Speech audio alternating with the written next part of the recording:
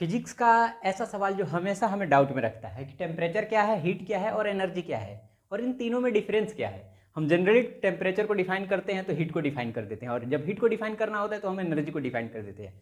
जरा आसानी से देखिएगा, इन तीनों को हम डिफाइन करेंगे। Temperature, a physical quantity that express quantitatively the perception of hotness and coldness.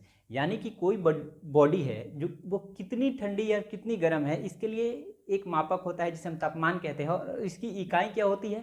इसकी इकाई होती है डिग्री सेल्सियस में हम लोग मेजर करते हैं, केल्विन में मेजर करते हैं, और फ़ारेनहाइट में मेजर करते हैं by the help of thermometer. Thermometer वो फिजिकल डिवाइस है जिसके थ्रू हम लोग हॉटनेस एंड कोल्डनेस को मेजर करते हैं, कोई बॉडी कितनी हॉट है और कितनी कोल्ड है। और वो मापक क्या होता है? टेम्परेचर होता है, यानी तापमान। अब हीट की बात करते हैं। What is heat? The form of energy which is crossing the boundary by virtue of temperature difference.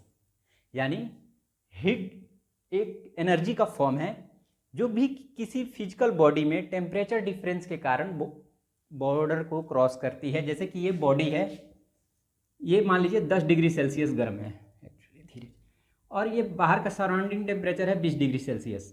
तो दोनों में टेम्परेचर डिफरेंस है, तो इस बॉडी से एनर्जी फ्लो होगा, उस एनर्जी को हम क्या कहेंगे? हीट कहेंगे। वो किधर से फ्लो होता है? Sorry, higher to lower without any external force. Higher grade से लोअर ग्रेड की तरफ फ्लो करता है, यानी सराउंडिंग से सिस्टम के अंदर टेम्परेचर जाएगा। ठीक है, टेम्परेचर कम है तो सॉरी हीट जाएगा सराउंडिंग से सिस्टम के अंदर ड्यू टू टेम्परेचर डिफरेंस। वो फ्लो क्या होता है? उस एनर्जी को हम क्या कहते हैं? Heat energy. अब आते हैं एनर्जी क्या है। Energy A quantitative properties that can transfer to a body recognizable in the performance of work, heat and light। देखिए, एनर्जी एक ऊर्जा है। ऊर्जा वो एक फिजिकल क्वांटिटी है जो कि ट्रांसफर होती है किसी बॉडी से दूसरे बॉडी में, किस फॉर्म में?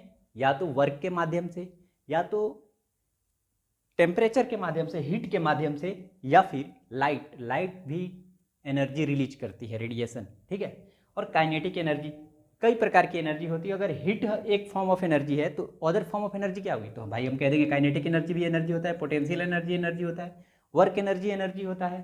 ठीक है, तो एनर्जी को दूसरा डेफिनेशन जो हम लोग बचपन से पढ़ते आते हैं, the ability to do work, वो भी सिंपल फॉर्म ऑफ एनर्जी है, सिंपल डेफिनेशन ऑफ एनर्जी है। ठीक है, आसानी से हम डिफाइन करते थे। एनर्जी को हम थर्मोडायनेमिक्स में जब पढ़ने जाते हैं तो फर्स्ट लॉ में डिफाइन करते हैं, energy neither be created nor be destroyed, it can only transfer from one form to another form.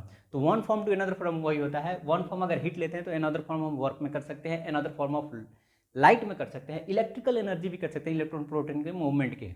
ठीक है, तो ये है छोटे सी परिभाषा, और उम्मीद है आपको इनके बीच में डिफरेंस पैदा समझ में आ गया। देखिए, हीट का भी यूनिट जूल होता है और एनर्जी का भी यूनिट जूल होता है। ठीक है, हीट का भी जूल होता है, एनर्जी का भी जूल होता है। लेकिन जब हम हीट को डिफाइन करते हैं तो ये टेम्परेचर डिफरेंस के कारण फ्लो होता है without any external force, lower grade from higher grade to lower grade. ठीक है, उम्मीद है समझ में आ गया होगा। तो डाउट क्लियर कर लीजिए और ये छाप लीजिए, लिख लीजिए। ठीक है।